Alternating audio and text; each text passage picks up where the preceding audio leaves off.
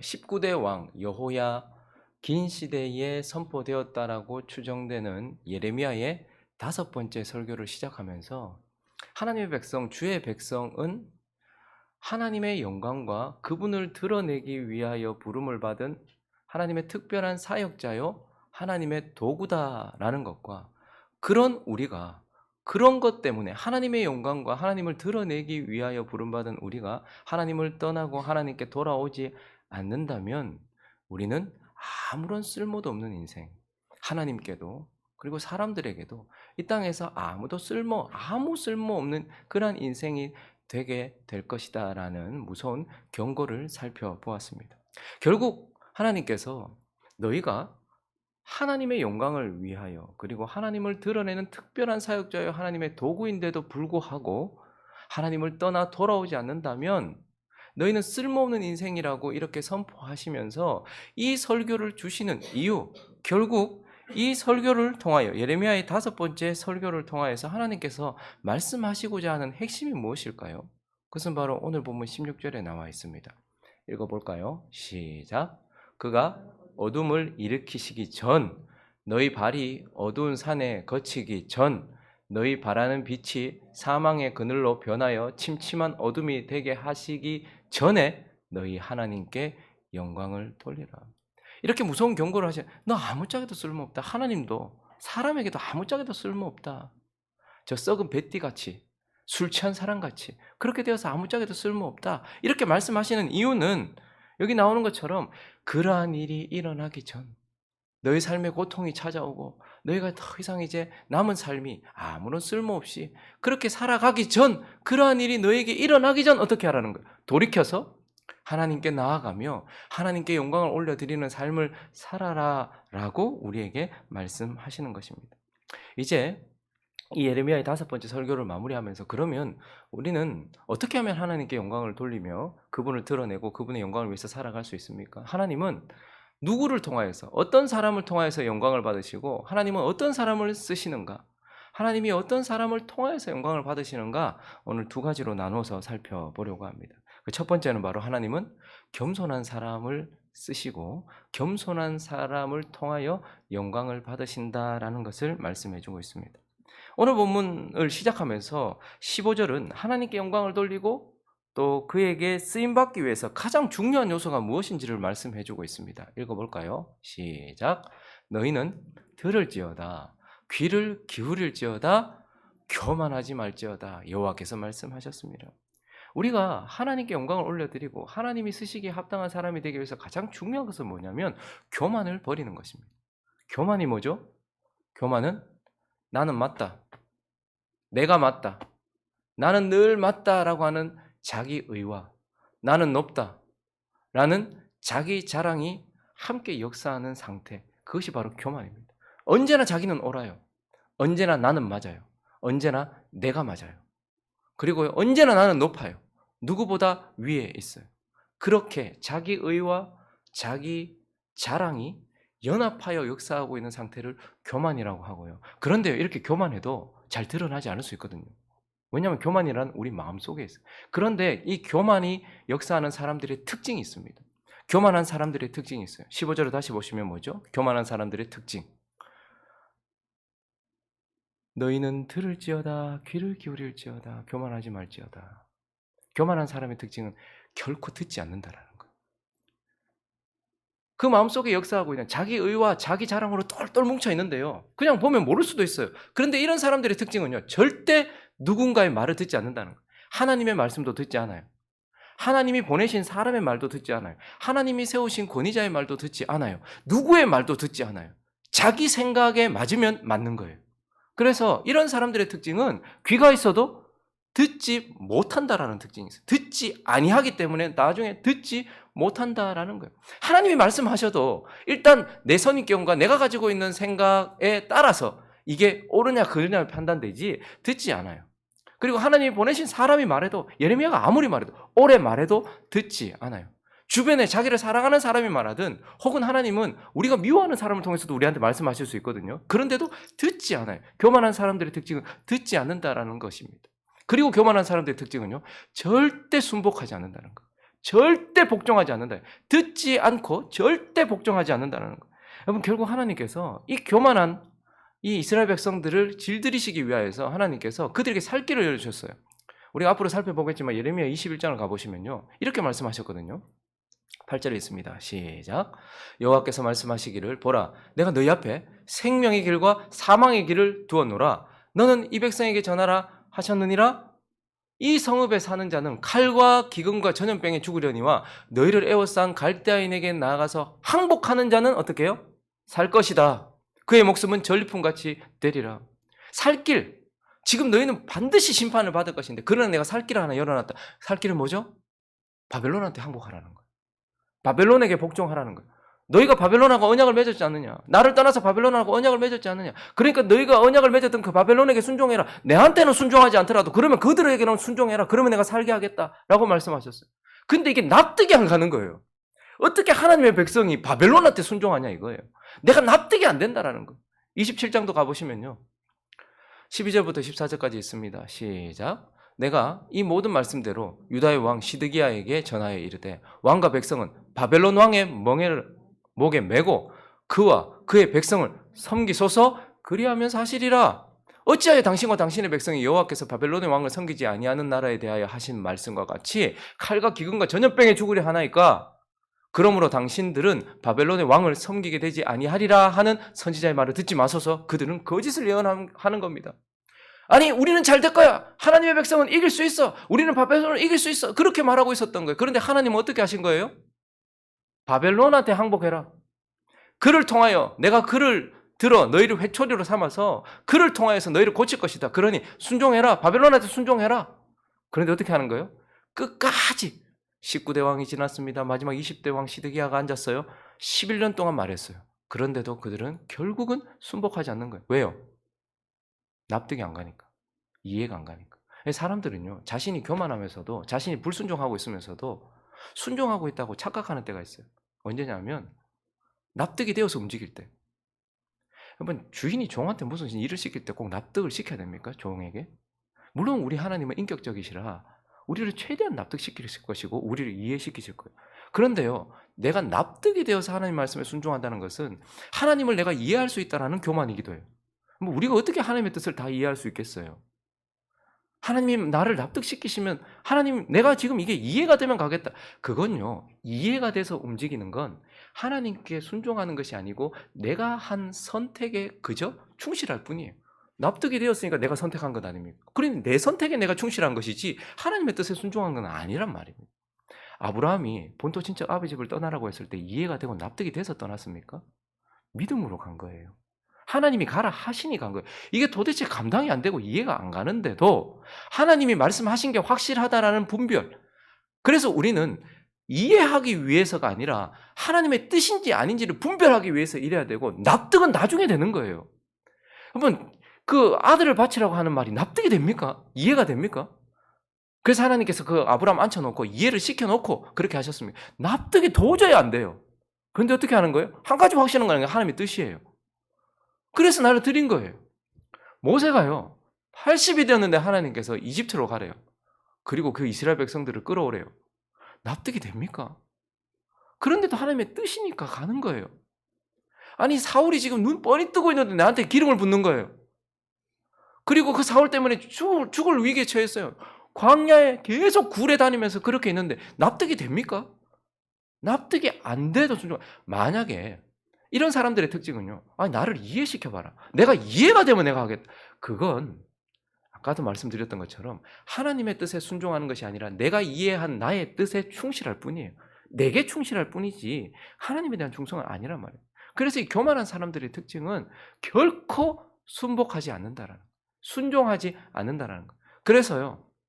듣지 않고 순종하지 않기 때문에 교만한 자의 특징. 이 사람이 교만이라는 것은 우리 마음속에 있기 때문에 보이지 않지만 교만이라는 것은 그의 삶으로 드러나기 때문에 볼 수 있어요. 그래서 결론적으로 교만한 사람들은 듣지 않고 순종하지 않기 때문에 결코 그 삶에 변화가 없어요. 신앙생활을 10년을 했든 20년을 했든 30년을 했든 40년을 했든 죽을 때까지 했든 모태에서부터 시작하여서 죽을 때까지 했든지 간에 정말 교만한 사람은요. 변화가 없어요. 절대 변하지 않아요. 이게 교만한 사람들의 특징이고 하나님은 절대 교만한 자를 쓰시지 않습니다. 이러한 자는 자꾸 일을 하려고 하고 앞에 나서려고 하거든요. 하나님께 쓰임을 받으려고 하고 하나님의 일을 하려고 자꾸 해요. 근데 하나님은 이런 자를 쓰지 않아요.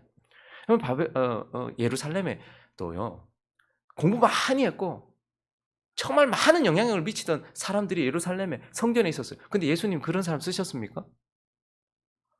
딱 바리새인들 보면 교만한 사람이 이런 특징을 가지고 있구나. 사람들한테 인정받아. 그 당시에 있었던 사람들은 바리새인들을 전부 다 존경했고 우러러봤어요. 근데 그들은 진짜 교만했거든요. 왜요? 절대 듣지 않아요. 주님이 말씀하시는데도 듣지 않아요. 그리고 주님이 말씀하시는데도 순종하지 않아요. 주님 위에 있죠. 주님을 조정하려고 하죠. 그래서 하나님은요, 그 사람들을 쓰지 않았어요. 대신에요, 저기 깡촌, 갈릴리 어부, 그리고 사람들이 전부 인정하지도 않는 저기 세관에 앉아 있었던 마태 같은 사람들, 이러한 사람들을 사용하셨어요. 하나님 교만한 자를 사용하시지 않는 것이죠. 그리고요, 어떤 사람을 사용하시기로 하나님 결정하셨다 해도 교만한 사람도 사용하지, 바리새인같이 교만한 사람도 사용하지 않지만 이 사람을 하나님께서 사용하시기로 결정하셨다 해도 그가 교만한 상태에 있으면 사용하지 않아요. 하나님 모세를 사용하시기로 이미 결정하셔서 물에서 건져내셨어요. 그래서 물에서 건진 자 모세라는 이름을 주시고 그에서 살게 하셨어요. 근데요, 모세가요, 내가 왕자인데다가 젊기도 하고 힘도 있고 권력도 있고 민족을 사랑하는 마음도 있어요. 교만했죠. 하나님 그를 그때는 사용하지 않으셨어요. 교만한 상태에 있을 때는 사용하지 않으셨어요. 40년 동안 그를 교만을 전부 제거하고 난 이후에 나 못 갑니다. 나는 안 됩니다. 내가 누구간데? 라고 자신을 낮추는 그 순간에 하나님께서 모세를 쓰신 것이죠. 그러니 하나님은 누구를 쓰시는가? 누구를 통해 영광을 받으시는가? 결국은 겸손한 자를 쓰신다라는 거예요. 겸손한 자는 그냥 나는 못합니다 이게 아니고요. 듣는 자예요. 누가 겸손한 자인가? 하나님의 말씀을 듣는 자예요. 하나님이 세우신 사람들을 통하여 하나님이 환경을 통하여 내게 하시는 말씀을 듣는 자가 겸손한 거예요. 그리고요, 거기에 순복하는 자,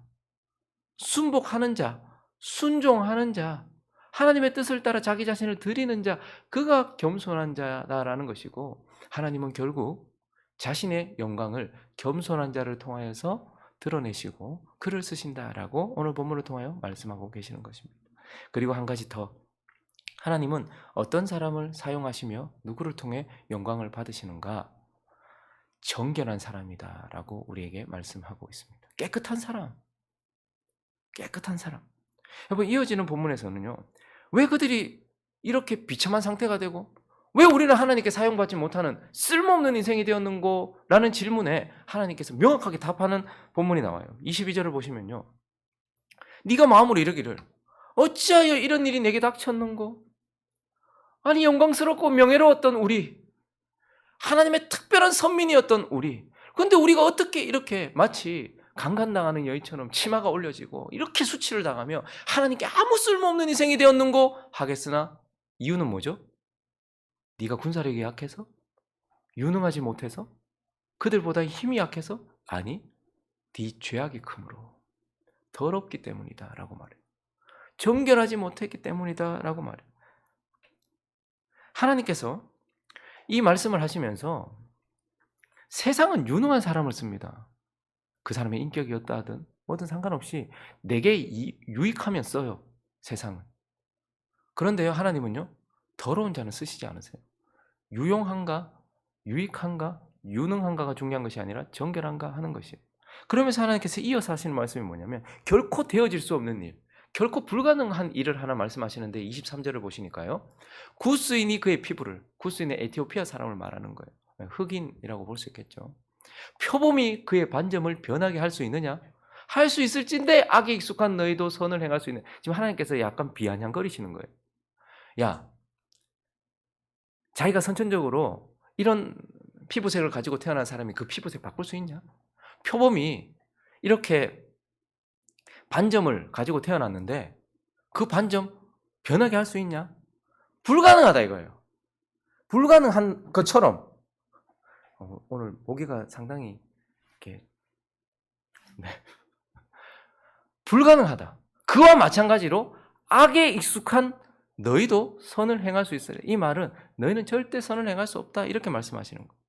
그러니까 흑인이 자기의 피부색을 바꿀 수 없고 표범이 자기의 반점을 바꿀 수 없는 것처럼 너희는 결코 선을 행할 수 없다 이렇게 말씀하시는 거예요. 근데 이 말씀은 우리가 태어날 때부터 영이 죽어 죄로 인하여 죽은 인생으로 태어나서 너희가 처음부터 전적으로 부패한 전적 타락한 존재이기 때문에 너희는 선을 행할 수 없다라는 의미도 있지만 사실 이 본문은 그걸 말하는 게 아니에요. 왜요? 우리는 선을 행할 수 없는 존재로 태어났어요. 그런데 하나님께서 우리에게 찾아오셨어요. 예수 그리스도를 통해서 구원을 주셨고 우리에게 믿음을 주셨고 우리에게 은혜를 주셨고 우리에게 성령을 주셨어요. 그래서 어떻게 해요? 하나님의 말씀에 순종할 수 있는 모든 준비를 다 해놓으셨어요. 그런데 이 구절이 말하는 건 뭐죠? 다시 한번 띄워주시겠습니까? 그런데 이 구절이 말하는 건 너희는 선천적으로 죄인이기 때문에 절대 선을 행할 수 없어라는 것이 아니고 너희는 하나님이 찾아오셔서 구원을 주시고 은혜를 받아서 하나님의 백성으로서 이제 선을 행할 수 있는 능력도 하나님의 은혜도 얻었어. 그런데 너희가 악에 뭐 하다고요? 익숙하다라는 거예요. 은혜를 받아놓고도 계속 악을 저질렀단 말이에요. 죄를 계속해서 반복해서 저질렀다는 거예요. 그리고 그 죄를 씻지 않았다라는 거예요. 그렇기 때문에 너희가 선을 행할 수 없는 이유는 너희가 구원을 받지 못하고 너에게 하나님께서 은혜를 주시지 않았기 때문이 아니라 은혜 받고 성령 받고 다 받아놓고 죄를 습관처럼 지어서 이 죄가 너희의 제2의 천성이 되었다라는 거예요. 처음부터 너희가 천성 자체가 죄를 짓지 못한다는 것이 아니라 너희가 그 은혜를 받고서도 계속해서 죄를 반복해서 지으니까 그게 제2의 천성이 되고 습관이 되어서 이제는 너희가 그 습관대로 살아갈 수밖에 없는 자가 되었다라고 말하면서 너희가 하나님 앞에 더러워졌다라고 이렇게 말씀하시는 거예요. 그래서요, 하나님은 죄를 반복해서 지어서 이것이 습관이 되어버려서 이것이 이제 제2의 천성, 결국은 그의 천성처럼 되어져 버린 자, 그리고 그 죄를 씻지 않는 자, 그러한 더러운 자는 하나님께서 사용하시지 않는다라고 말씀하고 있습니다. 대신에 그러면 하나님은 어떤 자를 사용하신다는 거예요? 정결한 자를 사용하신다는 거예요. 깨끗한 자를 사용하신다는 거예요. 정결하다 하는 것은 죄가 없는 상태를 말하는 것이 아닙니다. 절대 죄를 범하지 않는 상태를 말하는 것이 아닙니다. 정결하다는 것은 죄를 반복해서 짓지 않는다라는 것을 말하고 정결하다 하는 것은 죄를 지었다면 씻는다라는 것을 말해요. 하나님은 다윗을 정결하다 하셨어요. 여러분, 저와 우리 모두가 다 다윗을 아는데 어떻게 그를 정결하다 말할 수 있겠습니까? 사람도 죽이고 간음도 하고 얼마나 많은 죄를 지었는데 그를 정결하다 할 수 있습니까? 근데 하나님은 다윗을 정결하다 말씀하십니다. 왜요? 반복하지 않았잖아요. 그는 밧세바를 범하고 난 이후에 나단에게 충고를 듣고 하나님의 말씀을 듣고 난 이후에 다시 그 일을 반복하지 않았어요. 그리고 어떻게 했습니까? 눈물로 씻었어요.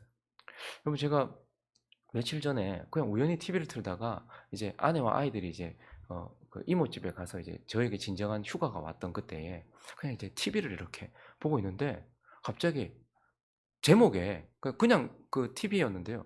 돌아오는 목사들 이렇게 제목이 있길래 그냥 중간에 봤어요. 그러니까 뭐냐 하니까 범죄를 저질렀던 목회자들이 다시 사역의 현장에서 버젓이 사역하고 있는 것을 이 세상이 때리는 거예요. 그런데 뭐 회개하고 그랬으면 돌아올 수도 있겠죠. 뭐 성범죄 제가 그분들을 두둔하는 거 아닙니다. 저것도 목사라고 저것도 팔이 들이굽네 저거 지도 지금 범죄 저질 저는 절대 거기에 동의하지 않아요. 근데요, 정말 뻔뻔하더라고. 이분들이 하는 말이 뭐냐면 목회자들도 판사나 뭐 국회의원이나 대통령이나 그러면 지도자 아니냐.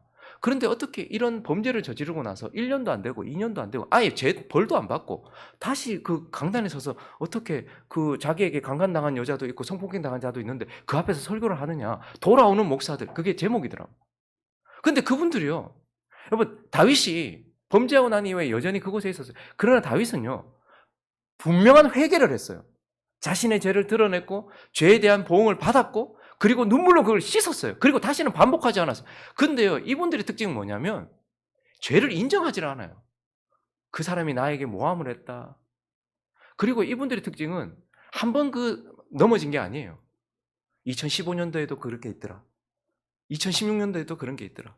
그리고 뭐 집행유예 받고 나서도 또 범죄. 그러니까 지금도 계속해서 그러면서 자기는 하나님이 용서하셨다는 거예요. 주의 종을 그러면 안 된다는 거예요. 여러분, 그거는 정말 말이 안 되는 소리예요.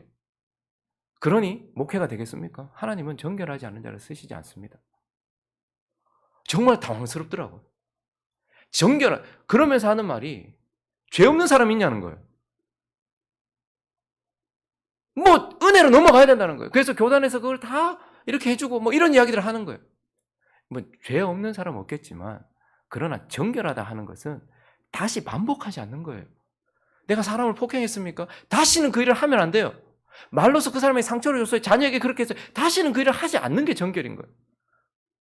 그리고요, 눈물로서 그것을 씻고 회개해야 되는 거예요. 깨끗해져야 되는 거예요. 그게 정결이라고 말하고, 하나님은 죄 없는 사람, 흠 없는 사람을 정결이라고 말하지 않고 죄를 지었더라도 눈물로 씻고 하나님 앞에, 사람 앞에 용서를 구하고, 그리고 그에 대한 보응이 좀, 그래서 내가 다시는 사역을 할 수 없거나, 그래서 내가 다시는 그 직장으로 돌아갈 수 없거나, 그래서 내가 그 사람과의 관계가 깨어지거나, 그래서 나의 경제적인 손실이 크게 온다 할지라도 그걸 다 감당하고서 그것을 용서받고, 그리고 다시는 그 일을 저지르지 않는 것, 그게 정결이라 말씀하시고 그러한 자를 사용하신다라고 우리에게 말씀하고 있는 것입니다. 말씀을 정리하겠습니다. 바울이 예수 그리스도께서 십자가에서 못 박히신 이유, 우리를 위하여 그 큰 희생을 하신 이유를 로마서 14장에서는 이렇게 말씀하고 있는데요. 8절과 9절 읽어주시겠습니까? 시작. 우리가 살아도 주를 위하여 살고 죽어도 주를 위하여 죽나니 그러므로 사나 죽으나 우리가 주의 것이로다.